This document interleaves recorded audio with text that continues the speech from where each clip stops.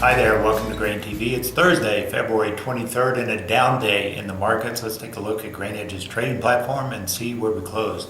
In Chicago, front month March corn off 5.5, beans off 9, as much as 12 lower at one point on front month March, and Chicago wheat off 2.5, while Kansas City wheat managed to close fractionally higher. Really, today was all about big supply numbers.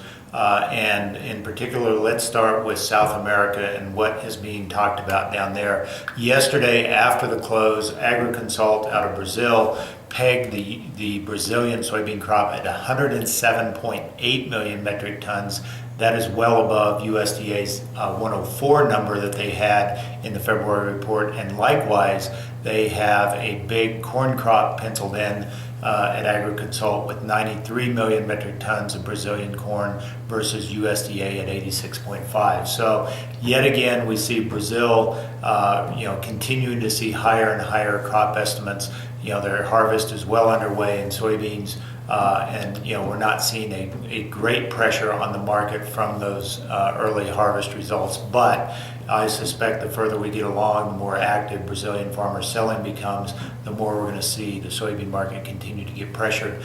Today, Argentina's ag minister said that they expect their wheat crop for 2016-17 to come in at a whopping 18.3 million metric tons. That is well above USDA at 15 million metric tons. So again, overall, the theme continues to be South America is going to have big grain numbers that we are going to have to compete against in the second half of our marketing year. Speaking of USDA, they kicked off their Ag Outlook Forum in DC today, and all everyone was talking about was the acreage forecast. Now, keep in mind, these acreage forecasts from USDA are just pencil forecasts. They are analysts forecasting what they think farmers will plant. They're not based on any sort of formal surveys of farmers. Those will come later in March, at the end of March, when we will see this planting intentions report. But in the meantime, this is what we had to trade today. Corn they pegged at 90 million acres versus 94 last year, so that's a drop of 4 million acres, and beans up 4.7 million acres to 88 million acres is what USDA has factored in, and wheat coming in at a very low number, 46 million acres, off from 50.2. So, a mixed bag here, certainly supportive for wheat.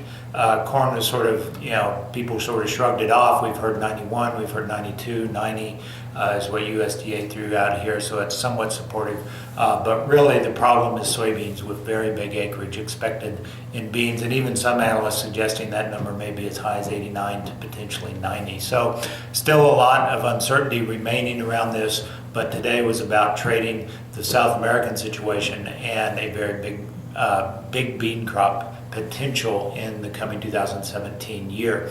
Now, when we talk about the situation in soybeans, one of the things we watch carefully is what's going on in China. They're, of course, the major player in the soybean market, importing 86 million metric tons this coming year. A lot of that is driven by what's going on in their pork sector and in their crushing margins for soybeans in their country. And what we saw, if we look at the soybean crushing margin chart from last year in black and this year in red, what you can see is in November, December, we had crushing margins in China that were astronomically high, very high, and that is really what fueled very strong soybean acquisitions by China around our harvest time, got us out of those harvest lows, got us into the 1050 to 1080 range.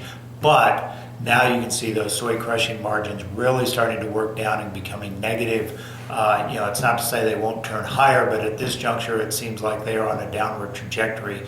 We've seen hog margins sort of stabilize at a lower level than what they were 2 months ago.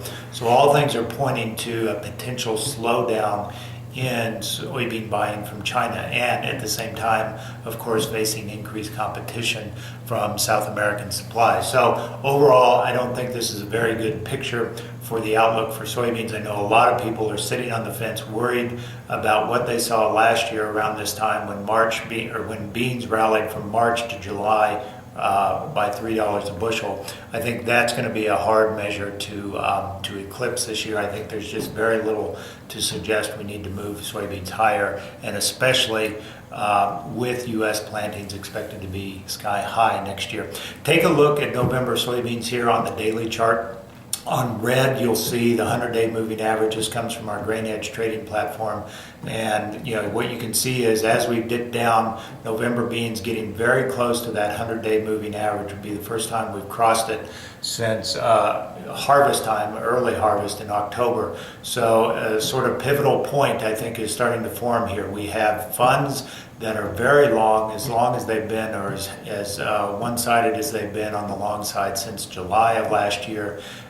We have them at that same level now. We have the 100-day moving average getting within striking distance here as we get closer. So $10 is really going to be a pivotal point here, obviously from a psychological standpoint, but also from a technical standpoint, lining up with that 100-day moving average. So if you're a producer, I think it's really time to start taking a look at new crop bean pricing, because we may be reaching a point of sharply lower prices if we start to move lower here.